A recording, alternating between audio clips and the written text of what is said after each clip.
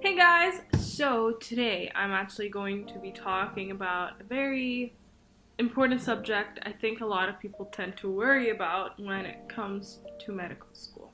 I'm currently studying neuroscience and physiology. Actually, that might change. I'm thinking of going to biochemistry at U of T. I'm in my second year and I live in Canada. And we all know the stigmatism that Canadian medical schools versus American medical schools. The process is 100% different because it's so much more competitive in Canada. And that's mostly due to the fact that we only have about 11, 12 medical schools, I think. And so as someone who's trying to get into medicine, I'm so passionate, so determined to get into medical school, inshallah. So I hope,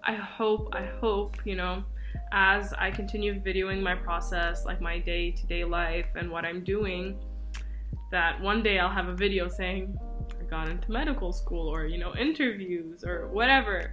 It's just such a massive process. But the basis of this video today is the misconceptions, at least from what I've seen and what I've researched, about the process of applying to medical school, whether or not I'm competitive or not. And so I just wanted to do this video just to make sure everyone has the same information. So number one is the fact that people are very concerned over their GPAs. And that's understandable because you need pretty high. The medical school class usually has a very high average cumulative GPA. But something that people don't seem to understand is the fact that the GPAs that people apply to do change. They change dramatically. For example, but this does depend. For example, if we are looking at Ontario medical schools, the GPAs that you have for Ontario medical schools, like Western and Queen's, for example, their GPA is actually weighted, as in Western will look at your best 2 years, Queen's will look at your recent 2 years, and this is only if you're applying during, once you finish third year, you're applying during fourth year. That's a process. If you're applying after you finish second year during your third year, you don't really have these changes in the GPA, unfortunately. But for most of us who are going to be applying during our fourth year, so the fact that Western looks at your best 2 years, whether it be your first and second, whether it be your first and third, second and third, whatever, they're going to look at your best 2 years. Your GPA will change dramatically. Even if you had a shitty first year, like many of us do, we have bad grades. It's okay. People trip, people fall, not everyone's perfect. But you will be able to have that change in GPA that you want. Queen's, however, it looks at both your recent 2 years and your CGPA, but will most likely look at your best 2 years if it's dramatically better than your CGPA. So it does change, it depends on the people. The only problem with these two universities is your MCAT scores. So you need a high MCAT score, as in you need a high CARS. I think the average usually is between 129, 130 for their class. And CARS is known to be the hardest section of the MCAT, just because as scientific learners, we're not as prone to critical thinking and how to analyze texts as you'd say humanities and social science students are. So this is where a lot of us tend to dip. So we need to practice during CARS. U of T actually has a very, very good weighted GPA system, as in, say you did bad first year, didn't get the grades you wanted, and you're doing a lot better second, third, fourth year, provided you take a full course load from September to April. So you could have taken 4 courses and 6 courses. You could have taken any combination, 5 and 5, 4 and 6. As long as you've done a full course load, they will look at your weighted GPA, as in they're going to take away your 6 worst courses. Your 6 worst courses. And that is if you're applying during your 4th year. And if you're applying after your 4th year, then they will they will take off your 8 worst courses, as in they will take off 8 half-year courses. So when I was looking up at the requirements, what they actually end up doing is they take away your 3 worst FCEs and full course equivalents, basically. So it could be a half year or a full year, whatever. If you've no credited, that's fine, but they are going to remove that no credit from your grade. So you won't have that privilege of getting rid of that B or that A minus or that B plus or whatever you had. So that is another thing to take into account, because that way you'll see a massive change in your GPA. All these people who got into UFT, they have the average of the class is what, 3.95, 3 point something like that?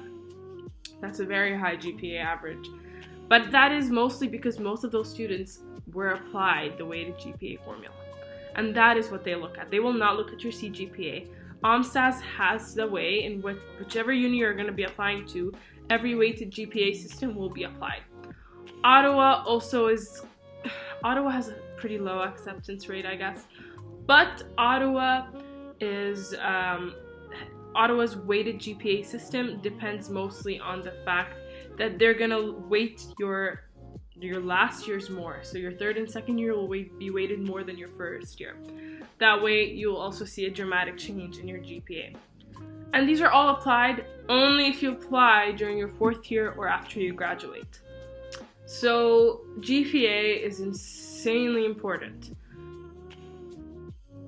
Now, the whole stigmatism around out of province, in province, because we all know the fact that usually if you're living in Ontario, you want to get into an Ontario medical school, you have higher chances. But my greatest advice I will give to anyone, and this is why research, also this is how I use this ideology for research, apply everywhere if you have the chance to, if you have the resources, if you have the money, do it. You're gonna open up the doors versus restricting yourself just to Ontario. So apply everywhere, out of province, in province, just because statistically you will have a greater chance of getting into medical school. So all of you who are worrying, my GPA is not good, my extracurriculars are off, I don't have the best grades, I'm not gonna get into medical school, apply everywhere, give yourself the options. I have no idea what happened to my camera, but I'm gonna get back to what I was saying. So, yes, we all go through problems, we all slip, but we all should be committed and determined. If this is what you want, this is what you're gonna do. This is all you're hoping to do. So, for me personally, I have all these, I have aspirations, I have goals that I want to achieve. And I know that some of them may happen, they may not happen, but I'm still gonna give myself the option. I'm still gonna apply everywhere. And for those who are slightly concerned that they won't get into Canada, that's fine. A lot of people are concerned they won't get into Canada, which is why they end up going abroad. They go to Australia, they go to Hungary, they go to the Caribbean, they go to the US. I'd suggest if anyone is a dual citizen, if anyone has the opportunity to apply to the US, you should also do that, because you're just you're giving yourself the options that if I don't get into Canada, I will be able to get into the US. And the US has a very different way of applying to medical school. I think they have a different they have the science GPA, they have the CGPA. So there's a lot going on there, and it's a lot more specific, I believe, and EC heavy. Your extracurriculars are they're a detrimental factor of whether you're gonna get into certain schools or not. So it's important. It's this video would be 50 minutes long if I told you all about extracurriculars. So it's important to make sure you research what each university is hoping, what they're looking for. What is the key factor? Is it my GPA? Is it my MCAT? Is it my extracurriculars? What about my questions, my essays, etc., the reference letters, everything? So it's important to make sure you research what each uni is looking for, so that you're tailored. You're giving yourself. You look at your profile and you're like, okay, this is obviously a university which is tailored to mine. I have all of the set-offs, I have all of the requirements, I just need to apply. So that is something I'm hoping, inshallah, ya Rab, that I will be doing when I get to the application process. And it's not that far away, guys. For those of us who are in second year, it's not that far away. We're in our second semester of second year. We have this semester left and 2 more, and then you're done. You have your summer to prepare for all of the applications. You're gonna be stressed out, so it's good to think ahead, which is why I'm doing this video. Now, another thing I think people tend to neglect is their extracurriculars, and that's just because life in undergrad is, I have to do this, I have to do that, I need grades, I can't get this, I need to make sure everything's like, I have A+, A+, that people tend to forget. There is life outside uni. There is life outside studying, and that is how I'm personally applying to all these different clubs, and I'm involved in all these different clubs because I need a breath of fresh air. I'm studying all the time, I'm working all the time, I have all these assignments, and I want to be able to build relationships and build like a friend group outside of just life science. And that's where you can do it. That's why you do ECs, whether it's intramurals, whether it's chess club, whether it's whatever you want to do, a non-profit organization, IT, writing, journalism, whatever you like, do it. You want to do something you enjoy. I'm doing fundraising with this non-profit organization called MedLife. I'm in this other non-profit organization called Settle, and I'm trying to help all these high school students and all of these students accepted to U of T, integrate into uni life. It's one of the things I really actually enjoy doing. I'm tutoring these kids. I'm working at sick kids. It's a breath of fresh air, and that's what you need to do. Find something you enjoy, sports or whatever, and enroll and stay in it. How are you going to be a medical student? How will you get into medical school if you have not exposed yourself to the hospital environment? I don't care if you think it's just for the application, or if you want to get skills, or if you want to learn. You need to expose yourself to that hospital environment. See if this is something you want to do for the rest of your life.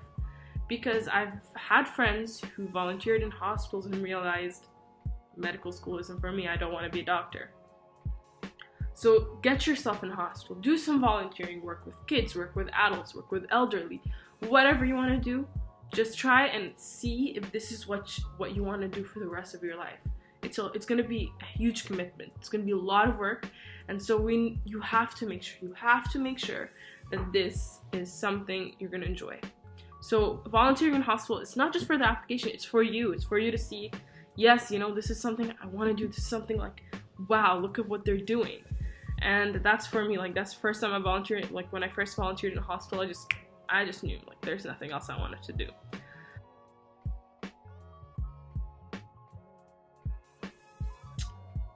Research. We are in this era where all these different projects are going on, and we have all these new discoveries, these Nobel Prize winners, and we don't know everything yet. And we will not know everything. There's always this whole process of, I need to know more. Why is this happening? Why do we need this molecule? Why is this process happening? What is the reasoning behind it? What happens if there's a defect? And that's where we have gotten all these different research projects. So research is integral, because when you're a doctor, you're going to be doing research. You're going to be looking for, I don't know what you're going to be looking for, but there are things that are going to be going on. Like every doctor I've seen at sick kids, I think most of them actually, they're all in a research project. Hello, guys. Yes, that sounded very weird. But I did want to just address the fact that I am in my pajamas. And that is just because I had to cut my clip short and I had to go study in the library, and I usually don't like having any distractions with me, so I ended up not finishing the video. But I just got home about an hour and a half ago from uni. I am exhausted, actually. As exhausted as in, oh my god, like I just wanted to go home, shower, and relax.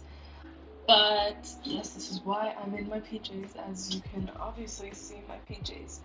But my hair's annoying me. But I did want to finish my med school talk about the misconceptions I see so many students thinking about. And back onto research, the only reason I was mentioning research is because it is important. It is not the most important thing, and when I say that, I mean it. It'll make your application 100 times more likely to advance on to the next stage, as one may say. Research just shows, you've exposed yourself to a field you're interested in, and you understand all the different processes that goes behind scientific papers, and that is extremely important when you are going to apply to be doctor. Like, I have met so many, and when I say this, I mean not all doctors are doing research, but the majority of them are. It's really important to know how to write scientific articles, how to relate this to what you're doing, so exposing yourself to research is just going to give you that little spice. But the other thing I think people tend to worry too much about is the fact that they don't have research. It is fine if you don't have research. You have plenty of time to look for it, whether you're a first year student or a second year student, third year students. I'm assuming your time has run out because applications are starting soon. But you have time to look. You have time to apply and email and email and email. And the motto I always go with is, it doesn't hurt to try. It doesn't hurt to try, guys. It will not hurt you to send an email to a bunch of people, make a resume, make a cover letter, have your life together for those just few things. It will not hurt you. You will not lose anything. You will lose more by not sending. So send away. I'm saying this. Seriously, do it. Anyway. Sorry for that little fiasco. But back to what I was saying. Research. Another thing that includes research is the fact you don't want to just be doing that. They don't want to see someone who's just doing research. They want to see a human. Someone who is doing research and enjoying life, doing sports, has intramurals, badminton club, chess club, I don't know, anything that interests you, do it. It doesn't have to be nonprofit organizations or volunteering at, I don't know, what do people volunteer at? Like volunteering at those, like, helping out elderly people. Elderly? I'm not good at English, guys. But, just as things like going to volunteer at a library, for example, or, volunteering in a place that you enjoy, or being an assistant coach, or whatever, etc., etc., etc. These are all important things. These are all things that reflect the type of person you are. Reflect that I am indeed a human that has accomplished many things aside from trying to get good grades and trying to get a good grade in MCAT and trying to do research. I'm a human. Like, that is something I think is very important in applying to medical school. Once again, I will remind you, I am just a second year student like everyone here. I have dedicated my time on several sites. I've emailed several people to get this information. I just want to share it. I'm not part of any sort of team. I have not gotten any sort of information from anyone on the current admissions team. I'm getting information I've heard from several other people and confirming it from sources, medical students who have applied. So I just wanted to disclaim this because I don't want anyone asking me, how did you get this information? Are you sure it's true? I am almost 100% sure that the things I'm telling you here are very, very, very true. If not, someone can correct me, can tell me, you have heard this, because I may make mistakes when it comes to misconceptions. Like, we all make mistakes. Lastly, and very importantly, have faith in yourself. You can definitely aspire to become a doctor, and you can achieve this aspiration of yours. If you set yourself to it, and if you set your heart to it, your mind, clear path, you got this. You can do it. And, you may have doubts. You may feel like I'm not gonna get in because of my grades, or I don't have enough. But just make sure when you're thinking about all those doubts, the motto, doesn't hurt to try. It doesn't hurt to try. So apply, get some, activities together. You like basketball? Go for I'm doing intramurals basketball for St. Mike's this semester, and I'm very excited. And I'm doing it for fun because I enjoy basketball. Volunteer in a local clinic, volunteer in a local library, volunteer at school. Whatever you want to do it. Get some things together. Focus on your goal. Don't tell me you have a plan B. It's good to, but focus on plan A. That's what you want to focus on. Plan A, med school is what I want, and hopefully I'll put all the work, all the effort, and I'll get it. I'll get med school. That is what I want to hear from people. Because, as cheesy as this sounds, I have grown close with so many people in second year. I've met amazing, amazing, smart people who, may have slipped first year, may have gotten bad grades, but we're all like that. We all slip. And so it's good to just be able to say, I am going to pick myself back up and I'm going to work my hardest to get into medical school. I'm going to work my hardest to achieve that goal, and I can do it. So everyone that's having doubts, everyone that's giving up, you have a chance. You can do it. It's whether or not you set yourself to it. Kind of cheesy, little motivational goal. I can't speak. Motivational speech, guys. But I truly hope this video has helped you guys. I hope that my next video, which I haven't finished filming yet, I have started but I haven't finished yet, is to do with the Q&A with doctors and medical students to further help you guys. But that is going to probably come out next week. I'm not sure yet, but it will come out next week. But I hope you enjoyed this. Let me know if you have any questions. Please subscribe if you want to. If you don't want to, that's also okay. And let me know any ideas I could do for my next few videos. I have a couple in mind, like study videos, study notes, how to study for a subject you don't like. But that's it for me. It is a Friday night. It is almost 10 and I shall start studying. But good luck with your weekend.